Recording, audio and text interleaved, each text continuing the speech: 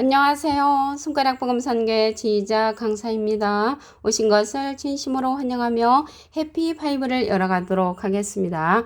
오늘 증거드릴 말씀의 제목은요. 609강 두 가지 추수라는 제목으로 하나님의 말씀을 나눠보는 시간을 갖도록 하겠습니다.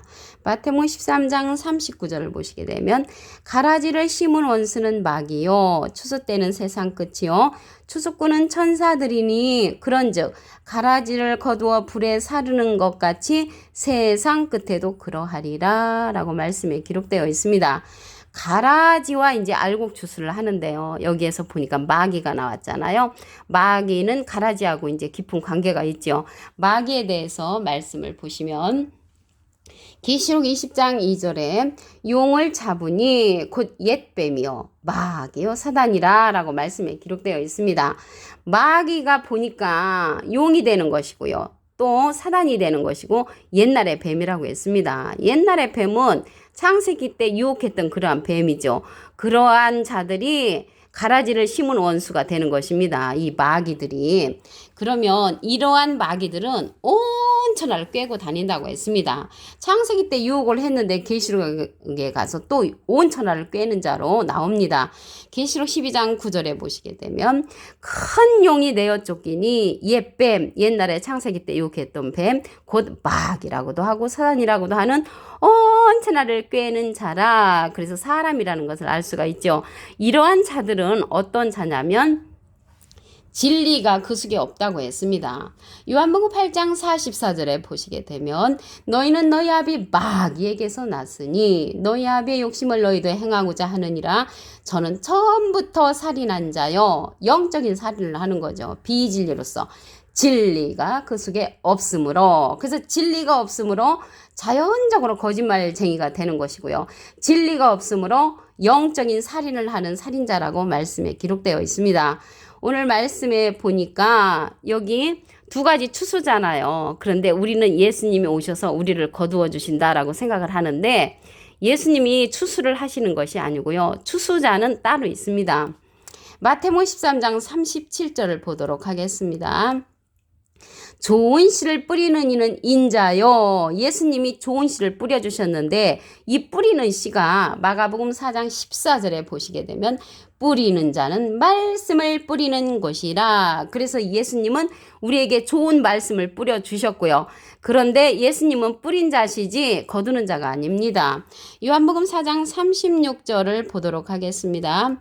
거두는 자가 이미 삭도 받고 영생에 이르는 열매를 모으나니 이는 뿌리는 자와 거두는 자가 함께 즐거워하게 함이니라. 그래서 뿌리는 자는 좋은 씨를 뿌리신 예수님이시고요. 거두는 자는 다른 사람이 거둔다고 했습니다. 요한복음 4장 37절 보시게 되면 한 사람이 심고 다른 사람이 거둔다는 말이 옳도다. 한 사람 심으신 분은 예수님이시고요. 다른 사람이 거둔다고 말씀에 기록되어 있는데 이 다른 사람이 거두는 자는 누구냐면 예수님하고 비슷한 그러한 사람이라고 했습니다. 계시록 14장 14절을 보도록 하겠습니다.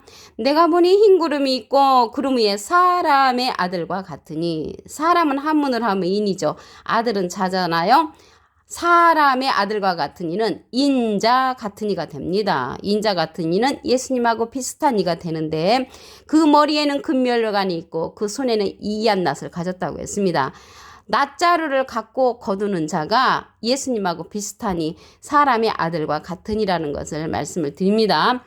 계시록 14장 16절에 보시게 되면 구름 위에 앉으신 이가 낫을 땅에 휘두름에 곡식이 거두어지니라. 그래서 여기 곡식을 거두는 자인데요. 이 곡식은 사랑 곡식이죠. 알곡 곡식을 거두는 자라는 것을 알 수가 있고요. 손에 이한 낫은 말씀의 낫자루죠. 말씀의 낫자루. 왜 그러냐면 예수님이 처음에 좋은 씨를 뿌릴 때 말씀을 뿌렸거든요. 뿌리는 자는 말씀을 뿌리는 것이라 마가복음 4장 14절에 보니까 그래서 손에 이한 낫을 가진 것은 말씀의 낫을 가졌다는 것을 말씀을 통하여 알 수가 있습니다. 이 사람의 아들과 같으니 인자 같으니가 거두는 자가 되는데 이 자가 이사야에서는 세타작기계로 출현을 합니다. 이사야 41장 15절을 보도록 하겠습니다. 보라 내가 너로 이가 날카로운 세타잡기개를 삼으리니. 그래서 사람을 갖다가 세타잡기개로 삼는단 말이죠. 그래서 거두는 자라는 것을 알 수가 있죠. 세타잡기개니까. 내가 산들을 쳐서 부스러기를 만들 것이며 작은 산들로 겨같게 한다고 했습니다. 산들을 친단 말이죠. 여기에서 산은요 나무의 집합체잖아요. 이 산은 나무의 집합체로서 이 나무는 예레미야 5장 14절에 보시게 되면 이 백성으로 나무가 되게 하리니 그런 것을 볼 때 이 산들은 하나님의 말씀을 듣는 그런 하나님의 백성들의 단체를 가리켜서 산으로 기록되어 있습니다. 그래서 산들을 쳐서 부스러기를 만드는 자가 세타잡기개로서 사람의 아들과 같으니라는 것을 말씀을 드립니다. 계시록 14장 18절을 보도록 하겠습니다. 또 불을 다스리는 다른 천사가 제단으로부터 나와 이이한 낫 가진 자를 향하여 큰 음성으로 불러 가로되 내 이이한 낫을 휘둘러 땅에 포도송이를 거두라. 그래서 이 낫자루를 가진 자가 곡식도 거두고 포도송이도 이제 거둔다는 것을 알 수가 있습니다. 포도송이 추수를 하는데 예수님은 참 포도나무라고 했잖아요. 그래서 여기서 땅의 포도송이는 들포도를 맺힌 자들을 거둬가지고 계시록 14장 19절에 보시게 되면 천사가 낫을 땅에 휘둘러 땅에 포도를 거두어 하나님의 진노의 큰 포도주틀에 던진다고 했습니다. 그래서 진노의 큰 포도주틀에 던지는데 이러한 포도송이를 던지면 포도즙이 나와야 되는데 피가 난다고 했습니다. 피가 난다는 것을 볼 때 사람이라는 것을 알 수가 있죠. 계시록 14장 20절을 보시게 되면 틀에서 피가 나서 말굴레까지 닿았고 1600 스타디온에 퍼졌다고 했습니다. 그래서 이 들포도를 맺힌 자들이 얼마나 심판받는 자들이 많은가 보면 1600 스타디온에 퍼졌다고 했거든요. 이 스타디온은요 고대 그리스 거리의 그 단위를 말하는 것이고요. 아키타의 1스타디온은 178m고요. 올림피아의 1스타디온은 192.27m인데요. 이렇게 지역마다 스타디온이 다른데 여기에서는 185m 그 중간을 한번 계산을 해보면요. 1스타디온을 185m 곱하기 1600 스타디온으로 하게 되면 29만 6천 미터가 나옵니다. 그래서 29만 6천 미터는 킬로미터로 환산하게 되면은 이 1600 스타디온이 296km까지 되는 거죠. 약으로 따져서 여기서 대구까지 경상도까지 그렇게 피가 퍼졌다는 것을 볼 때 이 포도송이로 심판받는 자가 많이 있다는 것을 말씀을 통하여 알 수가 있지요.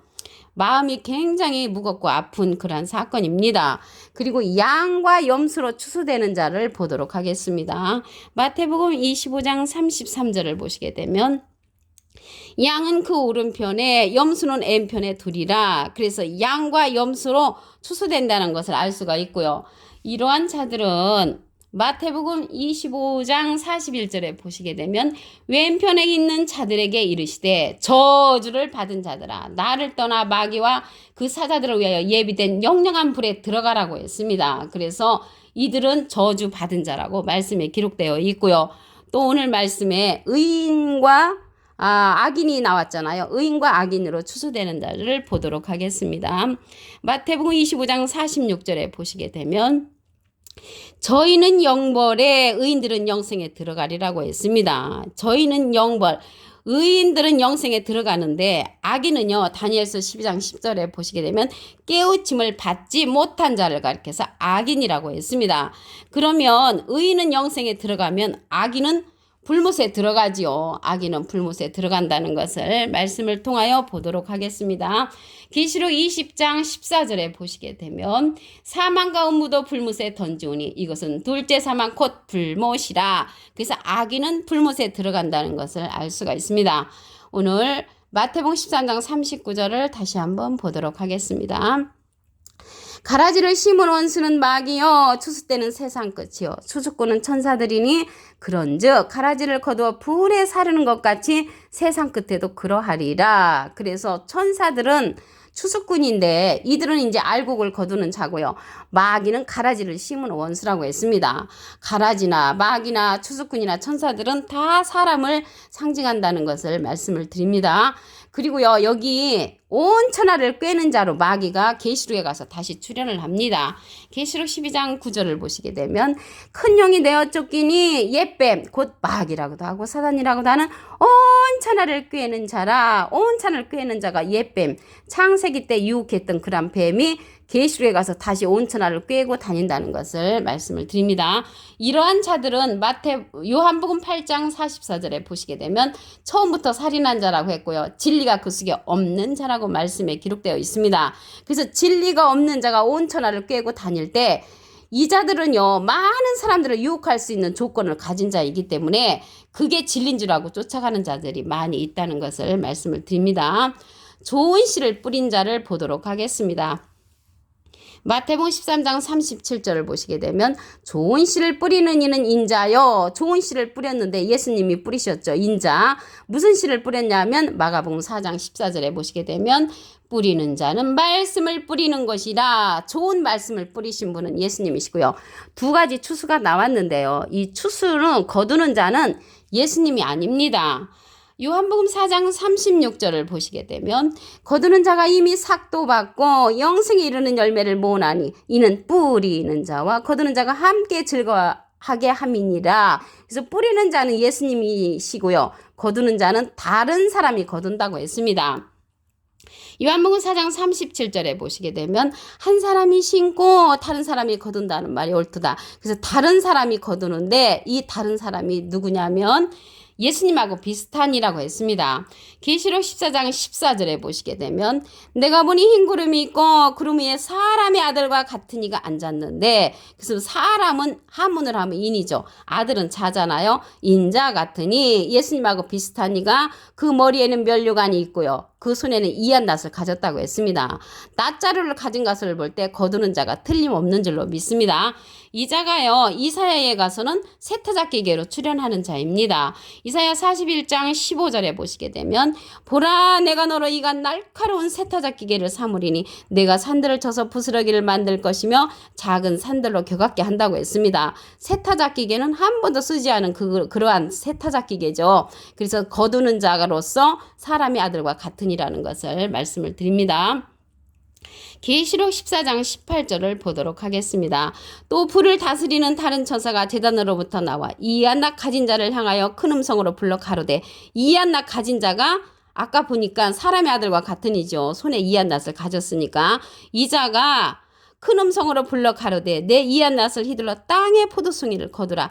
땅의 포도송이도 이제 거두는데 알곡을 거두고 또 곡식을 거두지만 이 포도송이는 예수님은 참 포도나무인데 들포도 맺힌 자를 이제 거두는 것입니다. 그런데 이 들포도 맺힌 자를 포도주 틀에 넣는다고 했는데 계시록 14장 20절에 보시게 되면 틀에서 피가 나서 말굴레까지 닿았고 1600 스타디온에 퍼졌다고 했습니다. 틀에서 이제 송이를 넣으면 포도즙이 나와야 되는데 피가 난다고 했거든요. 그래서 사람이라는 것을 알 수가 있고요. 1600 스타디온은 지역마다 미터가 이제 다르거든요. 그래서 보통 1스타디온을 185m로 계산하면 29만 6천 미터가 나옵니다. 그래서 296km인데 그만큼 많은 사람들이 심판을 받는다는 것을 말씀을 드리고요. 양과 염소로 또 추수되는 자가 있습니다. 마태복음 25장 33절을 보시게 되면 양은 그 오른편에 염소는 왼편에 두리라고 했습니다. 그래서 이 왼편에 있는 자들은 마태복음 25장 41절에 보시게 되면 왼편에 있는 자들에게 이르시되 저주를 받은 자들이라고 말씀에 기록되어 있습니다. 또한 의인과 악인으로 또 추수되는 자가 있죠. 마태복음 25장 46절을 보시게 되면 저희는 영벌에 의들은 영생에 들어가리라고 했습니다. 그래서 의인은 영생에 들어가는데 악인은 어디로 들어가냐면 불못에 들어가지요. 계시록 20장 14절에 보시게 되면 사망과 음부도 불못에 던지우니 이것은 둘째 사망 곧 불못이라 라고 말씀에 기록되어 있습니다. 오늘 609강 두 가지 추수라는 제목으로 하나님의 말씀을 나눠보는 시간을 가졌습니다. 감사합니다.